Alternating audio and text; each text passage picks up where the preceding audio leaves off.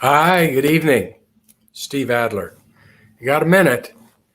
All right, so we're going to go through the numbers tonight. We're going to go through the dashboards. Really, going to be a quick night. That's mostly of what we have.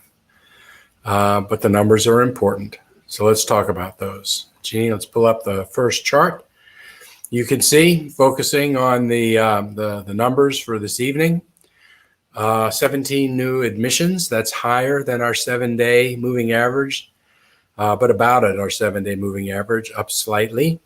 You can see the number of cases today, 47, which is down below our 7-day moving average.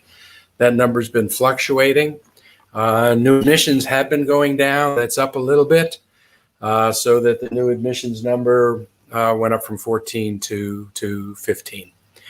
You can see in the graph in the middle, and we'll get to a better detail of it later, that it's kind of leveling off, maybe heading back up just a little bit with the new admissions that we have.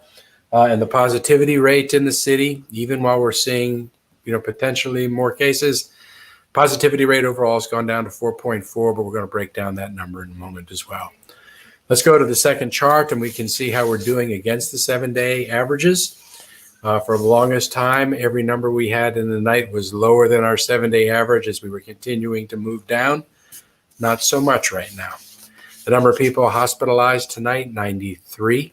The 7-day moving average, 83. So we're 10 above the 7-day moving average. That's a moment of caution, concern. ICUs, the number is 30 tonight. Also, that's higher than our 7-day moving average of 27. So that's looks like it may be inching back up. Ventilators, 17. The 7-day moving average is 15. So this is what we've been talking about in terms of just general caution. As we can begin the governor begin to open up more things. It's good to open up more things. We want to open up businesses. But I am concerned that we're going to see numbers that come higher with the school starts, with the university, with the Labor Day, with the folks that have visited in town because of the hurricanes on the coast. But at this point, the governor's doing what the governor is doing. What we have in our control right now is to make sure that we are religiously wearing our masks. It's the single most important thing we can do. I know it feels like the virus has gone away. I know the numbers are low. But if we really want to keep them low, we have to do something that other cities have not been able to do. And that's to maintain that vigilance even while the numbers are low. Even with that, it's going to be hard. And we'll take a look at some numbers so you can see what's happening in infections in the city. We're not all low, either by ethnicity or by age group. So let's go ahead and take a look at that last chart that left the screen a second ago. Whoops. I just wanted to go back to that other one. I don't know if it's still available, Janine. We talked about what the daily number was compared to the 7-day average. I do want to point out the number of people deceased, 415. That is no increase from yesterday, which is a good thing. We're at 28,643 on the number of cases.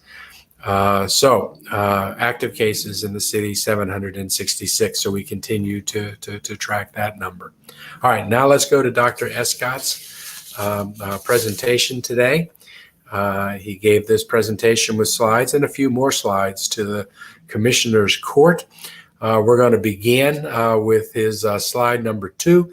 It's a slide that shows us the number of cases in the city. You can see how it went peak. That's when we were in June, July. Number came back down. We were getting low point about a week or so ago. But you can see with new cases, that number now headed back up. And that's what we're watching.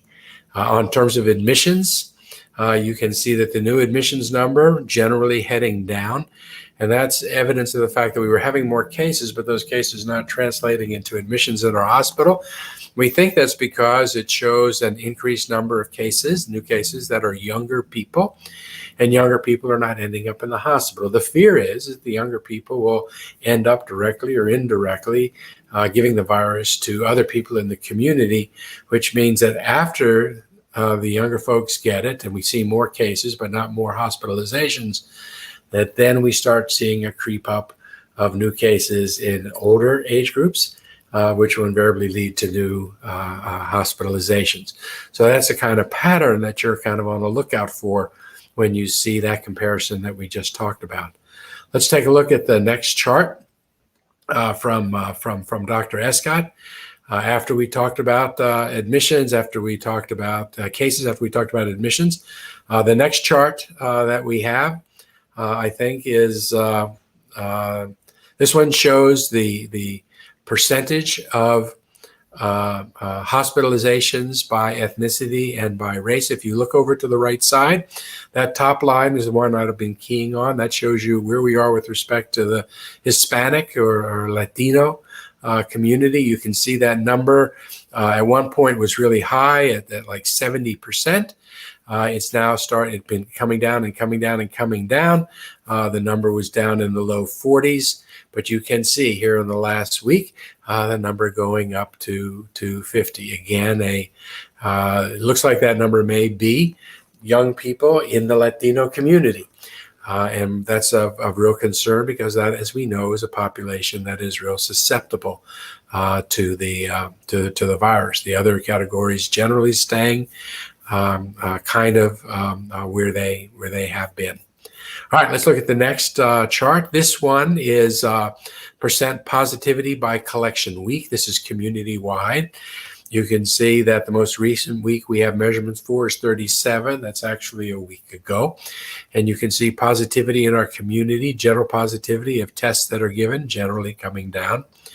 It's a case number as opposed to a hospitalization number, so it's always going to have some fluctuations in it because we don't control all those variables.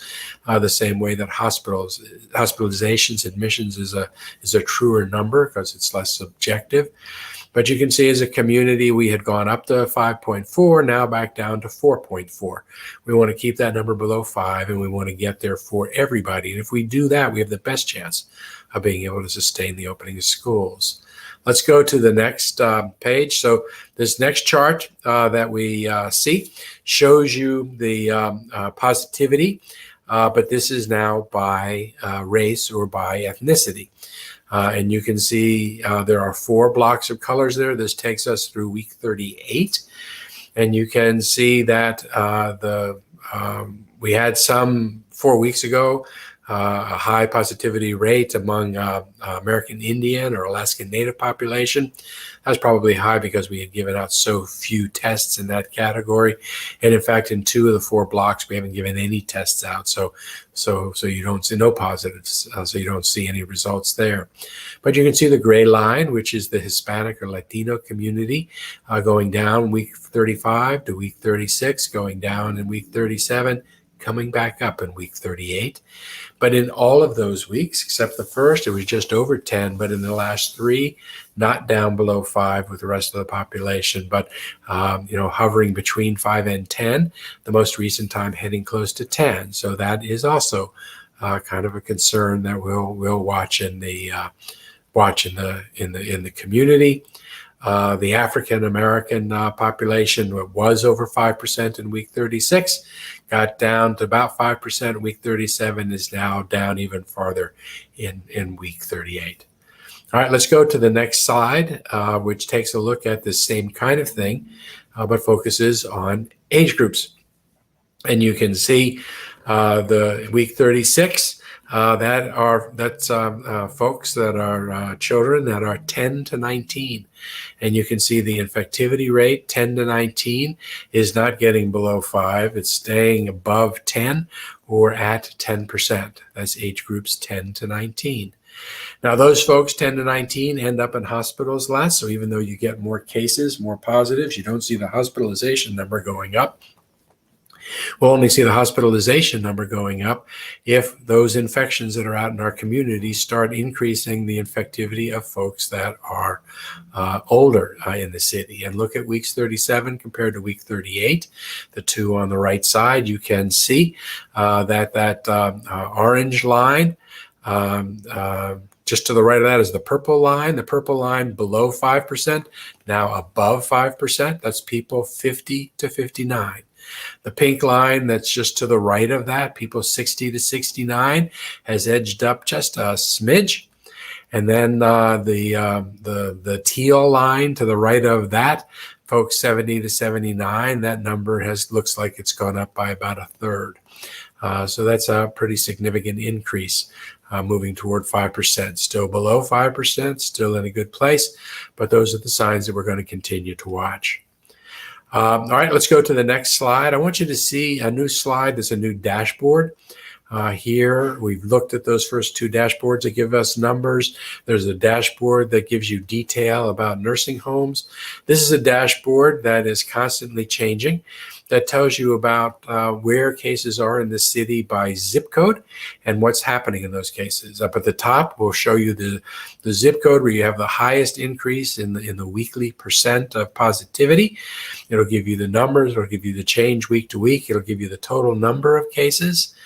And the second one, the highest percent of positive test results. It'll show you that number, the increase in weekly percent positive and the absolute number of cases. It'll also show you the highest percent increase in new cases over the last 7 days. Down at the bottom in orange, it'll give you the new case total over the last 7 and also over the last 14 days. That map to the right is the city of Austin. It's color-coded to tell you kind of where these zip codes are. If you look at this on the city of Austin dashboard and you take your cursor and click on one of those blocks, it'll actually tell you what is the zip code that you're clicking on, and it'll give you the detail numbers associated with that. I do want to mention, we talked about the schools here a second ago, and that we have more and more of that age group now that seems to be showing up with positive tests. As kids head back to school, Austin Public Health is encouraging parents and guardians to actually complete a short check of their children every morning before they head off to school, and then to keep their children home if they're not feeling well or if they're sick. Check them for a fever, take their temperature before they leave for school, check for a cough, for shortness of breath, for a sore throat, a runny or stuffy nose. If you see any of those things, best those kids stay at home. Those are all the numbers that we have, and we're going to continue to watch those numbers. Let's keep our fingers crossed that we're not going to see an uptick, but more than that, let's do the things that we can control. Wash your hands, social distance. Most importantly, please, please, please, please, please continue wearing masks. And with that, you all stay safe, and good night.